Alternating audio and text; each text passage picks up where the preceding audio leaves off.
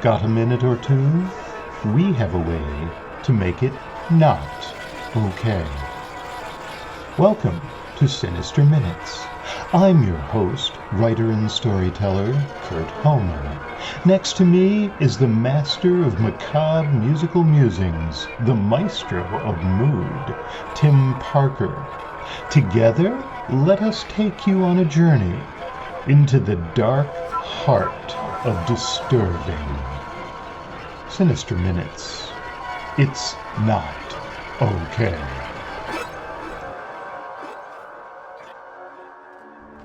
Sinister Minutes features tales that include disturbing content.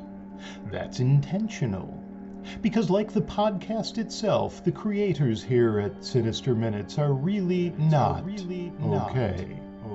Content featured on this podcast may include descriptions of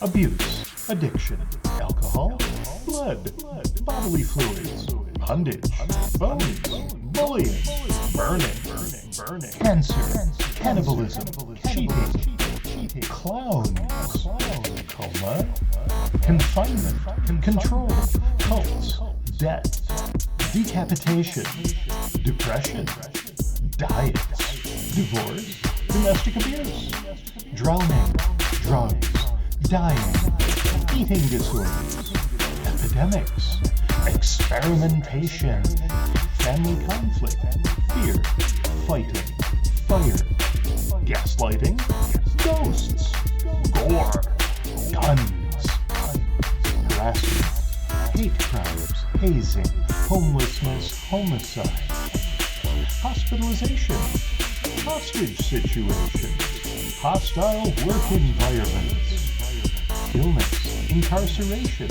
infidelity, injury, institutionalization, kidnapping, manipulation, medical procedures, memory problems, mental health issues, military service, misogyny, murder, mutilation, needles, nightmares, nudity, pain, panic attacks, paralysis, physical abuse, pornography, physical assault, police brutality, poverty, profanity, religion, robbery, scars, screaming, self-harm, smoking, snakes, spiders, stabbing, stalking, starvation, substance abuse, suicide, terrorism, threats, torture, victim blaming, violence, war,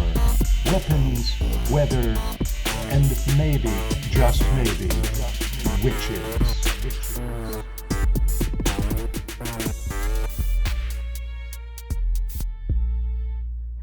Welcome. Today's episode of Sinister Minutes provides a tribute to a master of short horror fiction, none other than Ambrose Bierce. Best known for The Devil's Dictionary and an occurrence at Owl Creek Bridge, Mr. Bierce provided a massive collection of dark fiction, and we're going to provide a couple of those for you in today's episode: The Boarded Window and An Inhabitant of Carcosa. A new day, a new episode, a new chance for us to firmly entrench ourselves in the deepest recesses of your mind. You know you want us there. But why take chances on missing even a single episode? Please subscribe. Sinister Minutes is available wherever you grab your podcasts, and while you're at it, a nice rating or review just entices us to keep doing what we're doing. Reach out to us. Give us a nudge. We're on Blue Sky and YouTube, as well as Facebook, all under Sinister Minutes. Do you have an original short story you'd like to hear on a future Sinister Minutes episode? Send us an email via sinisterminutes@gmail.com. We'd love to take a deep dive into your work. After today's story, stick around for some new music from the maestro, a piece called Pandemonium 3. Are you Upon hearing that title, burning with curiosity to learn more about Pandemonium Parts 1 and 2? If so, then you're absolutely in the right place, and absolutely with the right company, because you're absolutely not okay. The Boarded Window, written by Ambrose Bierce, narrated by Kurt Homan. In 1830, only a few miles away from what is now the great city of Cincinnati, lay an immense and almost unbroken forest.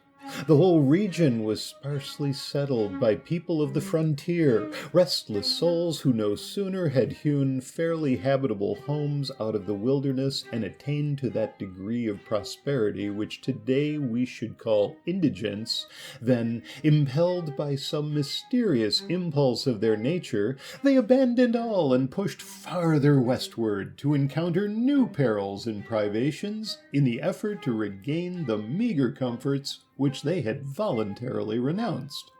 Many of them had already forsaken that region for the remoter settlements, but among those remaining was one who had been one of those first arriving. He lived alone in a house of logs, surrounded on all sides by the great forest, of whose gloom and silence he seemed a part, for no one had ever known him to smile nor speak a needless word. His simple wants were supplied by the sale or barter of skins of wild animals in the river town, for not a thing did he grow upon the land which, if needful, he might have claimed by right of undisturbed possession. There were evidences of improvement. A few acres of ground immediately about the house had once been cleared of its trees, the decayed stumps of which were half concealed by the new growth that had been suffered to repair the ravage brought by the axe. Apparently the man's zeal for agriculture had burned with a failing flame, expiring in penitential ashes. The little log house, with its chimney of sticks, its roof of warping clapboards weighted with traversing poles, and its chinking of clay, had a single door, and directly opposite a window. The latter, however, was boarded up. Nobody could remember a time when it was not, and none knew why it was so closed, certainly not because of the occupant's dislike of light and air, for on those rare occasions when a hunter had passed that lonely spot, the recluse had commonly been seen sunning himself on his doorstep, if heaven had provided sunshine for his need. I fancy there are a few persons living today who ever know the secret of that window, but I am one, as you shall see. The man's name was said to be Murlock. He was apparently 70 years old, actually about 50. Something besides years had had a hand in his aging. His hair and long, full beard were white, his gray, lustreless eyes sunken, his face singularly seamed with wrinkles which appeared to belong to two intersecting systems. In figure he was tall and spare, with a stoop of the shoulders, a burden-bearer. I never saw him. These particulars I learned from my grandfather, from whom also I got the man's story when I was a lad. He had known him when living nearby in that early day. One day Murlock was found in his cabin, dead. It was not a time and place for coroners and newspapers, and I suppose it was agreed that he had died from natural causes, or I should have been told and should remember. I know only that with what was probably a sense of the fitness of things, the body was buried near the cabin, alongside the grave of his wife, who had preceded him by so many years that local tradition had retained hardly a hint of her existence. That closes the final chapter of this true story. Accepting, indeed, the circumstance that many years afterward, in company with an equally intrepid spirit, I penetrated to the place and ventured near enough to the ruined cabin to throw a stone against it, and ran away to avoid the ghost which every well-informed boy thereabout knew haunted the spot. But there is an earlier chapter, that supplied by my grandfather. When Murlock built his cabin and began laying sturdily about with his axe to hew out a farm, the rifle, meanwhile, his means of support, he was young, strong, and full of hope. In that eastern country whence he came, he had married, as was the fashion, a young woman in all ways worthy of his honest devotion, who shared the dangers and privations of his lot with a willing spirit and light heart. There is no known record of her name. Of her charms of mind and person, tradition is silent, and the doubter is at liberty to entertain his doubt, but God forbid that I should share it. Of their affection and happiness there is abundant assurance in every added day of the man's widowed life, for what but the magnetism of a blessed memory could have chained that venturesome spirit to a lot like that? One day Murlock returned from gunning in a distant part of the forest to find his wife prostrate with fever and delirious. There was no physician within miles, no neighbor, nor was she in a condition to be left to summon help. So he set about the task of nursing her back to health, but at the end of the third day she fell into unconsciousness, and so passed away, apparently, with never a gleam of returning reason. From what we know of a nature like his, we may venture to sketch in some of the details of the outline picture drawn by my grandfather. When convinced that she was dead, Murlock had sense enough to remember that the dead must be prepared for burial. In performance of this sacred duty, he blundered now and again, did certain things incorrectly, and others which he did correctly were done over and over. His occasional failures to accomplish some simple and ordinary act filled him with astonishment, like that of a drunken man who wonders at the suspension of familiar natural laws. He was surprised, too, that he did not weep. Surprised and a little ashamed. Surely it is unkind not to weep for the dead. Tomorrow, he said aloud, I shall have to make the coffin and dig the grave, and then I shall miss her when she is no longer in sight. But now she is dead, of course, but it is all right. It must be all right, somehow. Things cannot be so bad as they seem. He stood over the body in the fading light, adjusting the hair and putting the finishing touches to the simple toilet, doing all mechanically with soulless care. And still through his consciousness ran an undersense of conviction that all was right, that he should have her again as before, and everything explained. He had no experience in grief. His capacity had not been enlarged by use. His heart could not contain it all, nor his imagination rightly conceive it. He did not know he was so hard struck, that knowledge would come later and never go. Grief is an artist of powers as various as the instruments upon which he plays his dirges for the dead, evoking from some the sharpest, shrillest notes, from others the low, grave chords that throb recurrent like the slow beating of a distant drum. Some natures it startles, some it stupefies. To one it comes like the stroke of an arrow, stinging all the sensibilities to a keener life. To another as the blow of a bludgeon, which in crushing benumbs.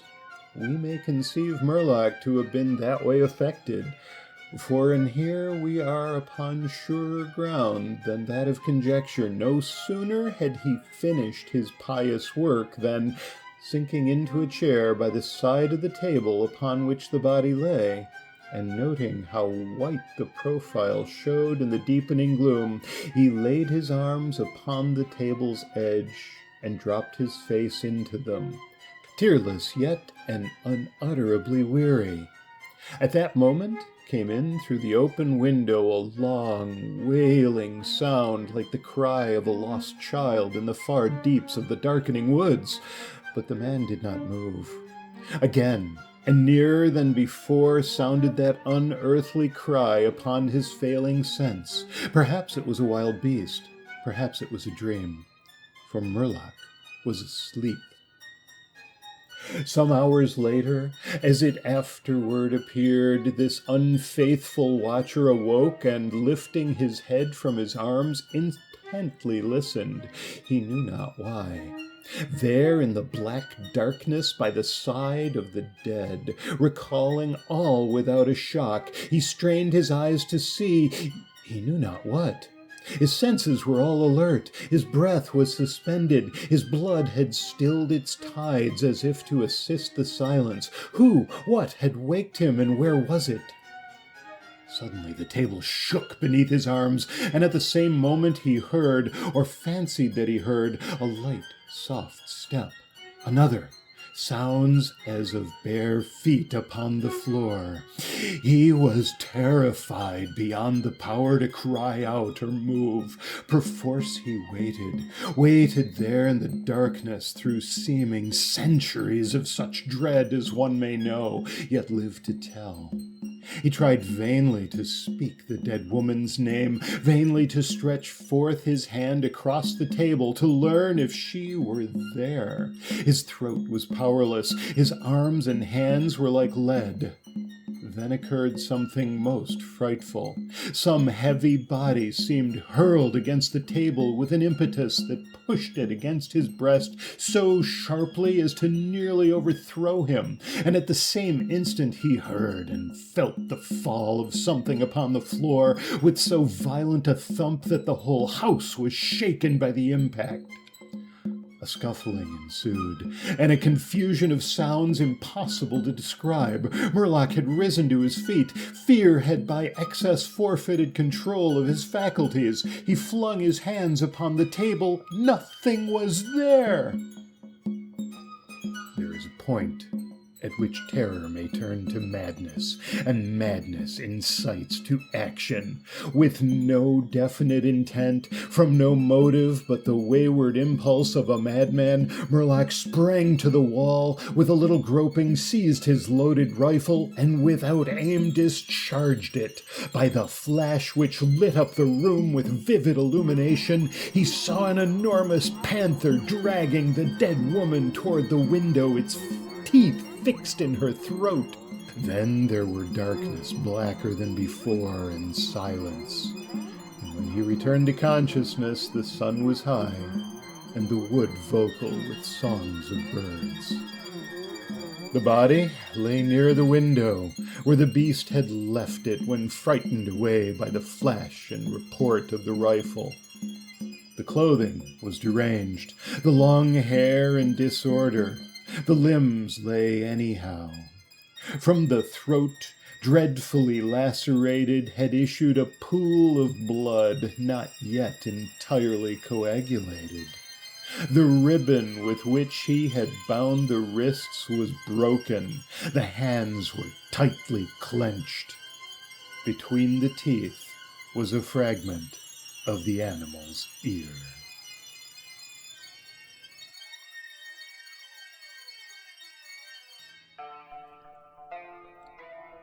An Inhabitant of Carcosa. Written by Ambrose Bierce. Narrated by Kurt Homan. For there be diverse sorts of death, some wherein the body remaineth, and in some it vanisheth quite away with the spirit. This commonly occurreth only in solitude. Such is God's will, and none seeing the end, we say the man is lost or gone on a long journey, which indeed he hath, but sometimes it hath happened in sight of many, as abundant testimony showeth. In one kind of death the spirit also dieth, and this it hath been known to do, while yet the body was in vigor for many years. Sometimes, as is veritably attested, it dieth with the body, but after a season is raised up again in that place where the body did decay. Pondering these words of Holly, whom God rest, and questioning their full meaning, as one who, having an intimation, yet doubts if there be not something behind, other than that which he has discerned, I noted not whither I had strayed, until a sudden chill wind striking my face revived in me a sense of my surroundings. I observed with astonishment that everything seemed unfamiliar. On every side of me stretched a bleak and desolate expanse of plain, covered with a tall overgrowth of sere grass, which rustled and whistled in the autumn wind with heaven knows what mysterious and disquieting suggestion. Protruded at long intervals above it stood strangely shaped and sombre-colored rocks, which seemed to have an understanding with one another and to exchange looks of uncomfortable significance, as if they had reared their heads to watch the issue of some foreseen event. A few blasted trees here and there appeared as leaders in this malevolent conspiracy of silent expectation. The day, I thought, must be far advanced, though the sun was invisible, and although sensible that the air was raw and chill, my consciousness of that fact was rather mental than physical. I had no feeling of discomfort. Over all the dismal landscape, a canopy of low, lead-colored clouds hung like a visible curse. In all this there was a menace and a portent, a hint of evil, an intimation of doom. Bird, beast, or insect there was none. The wind sighed in the bare branches of the dead trees, and the gray grass bent to whisper its dread secret to the earth, but no other sound nor motion broke the awful repose of that dismal place. I observed in the herbage a number of weather-worn stones, evidently shaped with tools. They were broken, covered with moss and half sunken in the earth. Some lay prostrate, others leaned at various angles. None was vertical. They were obviously headstones of graves, though the graves themselves no longer existed as either mounds or depressions. The years had leveled it all. Scattered here and there, more massive blocks showed where some pompous tomb or ambitious monument had once flung its feeble defiance at oblivion. So old seemed these relics, these vestiges of vanity and memorials of affection and piety, so battered and worn and stained, so neglected, deserted, forgotten the place, that I could not help thinking myself the discoverer of the burial ground of a prehistoric race of men whose very name was long extinct. Filled with these reflections, I was for some time heedless of the sequence of my own experiences, but soon I thought, how came I hither? A moment's reflection seemed to make all this clear and explain at the same time, though in a disquieting way, the singular character with which my fancy had invested all that I saw or heard. I was ill. I remembered now that I had been prostrated by a sudden fever, and that my family had told me that in my periods of delirium I had constantly cried out for liberty and air, and had been held in bed to prevent my escape out of doors. Now I had eluded the vigilance of my attendants, and had wandered hither to where? I could not conjecture. Clearly I was at a considerable distance from the city where I dwelt, the ancient and famous city of Carcosa. No signs of human life were anywhere visible nor audible. No rising smoke, no watchdog's bark, no lowing of cattle, no shouts of children at play. Nothing but that dismal burial place with its air of mystery and dread, due to my own disordered brain. Was I not becoming again delirious there beyond human aid? Was it not indeed all an illusion of my madness? I called aloud the names of my wives and sons, reached out my hands in search of theirs, even as I walked among the crumbling stones and in the withered grass. A noise behind me caused me to turn about. A wild animal, a lynx, was approaching. The thought came to me, if I break down here in the desert, if the fever return and I fail, this beast will be at my throat. I sprang toward it, shouting. It trotted tranquilly by within a hand's breadth of me and disappeared behind a rock. A moment later, a man's head appeared to rise out of the ground a short distance away. He was ascending the farther slope of a low hill whose crest was hardly to be distinguished from the general level. His whole figure soon came into view against the background of gray cloud. He was half naked, half clad in skins. His hair was unkempt, his beard long and ragged. In one hand he carried a bow and arrow. The other held a blazing torch with a long trail of black smoke. He walked slowly and with caution, as if he feared falling into some open grave concealed by the tall grass. This strange apparition surprised but did not alarm, and taking such a course as to intercept him, I met him almost face to face, accosting him with the familiar salutation, "God keep you." He gave no heed, nor did he arrest his pace. "Good stranger," I continued, "I am ill and lost. Direct me, I beseech you, to Carcosa." The man broke into a barbarous chant in an unknown tongue, passing on and away. An owl on the branch of a decayed tree hooted dismally and was answered by another in the distance. Looking upward, I saw through a sudden rift in the clouds Aldebaran and the Hyades. In all of this there was a hint of night, the lynx, the man with the torch, the owl.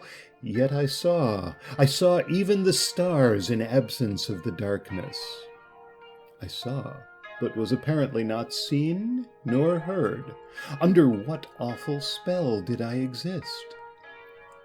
I seated myself at the root of a great tree, seriously to consider what it were best to do. That I was mad I could no longer doubt, yet recognized a ground of doubt in that conviction. Of fever I had no trace. I had, withal, a sense of exhilaration and vigor altogether unknown to me, a feeling of mental and physical exaltation. My senses seemed all alert. I could feel the air as a ponderous substance. I could hear the silence. A great root of the giant tree against whose trunk I leaned as I sat held enclosed in its grasp a slab of stone, a part of which protruded into a recess formed by another root. The stone was thus partly protected from the weather, though greatly decomposed. Its edges were worn round, its corners eaten away, its surface deeply furrowed and scaled. Glittering particles of mica were visible in the earth about it, vestiges of its decomposition. This stone had apparently marked the grave out of which the tree had sprung ages ago. The tree's exacting roots had robbed the grave and made the stone a prisoner. A sudden wind pushed some dry leaves and twigs from the uppermost face of the stone. I saw the low-relief letters of an inscription and bent to read it. God in heaven, my name in full, the date of my birth, the date of my death. A level shaft of light illuminated the whole side of the tree as I sprang to my feet in terror. The sun was rising in the rosy east. I stood between the tree and his broad red disk. No shadow darkened the trunk. A chorus of howling wolves saluted the dawn. I saw them sitting on their haunches, singly and in groups, on the summits of irregular mounds and tumuli, filling a half of my desert prospect and extending to the horizon. And then I knew that these were the ruins of the ancient and famous city of Carcosa. Such are the facts imparted to the medium Beros by the spirit Hoseb Elar Bobadi.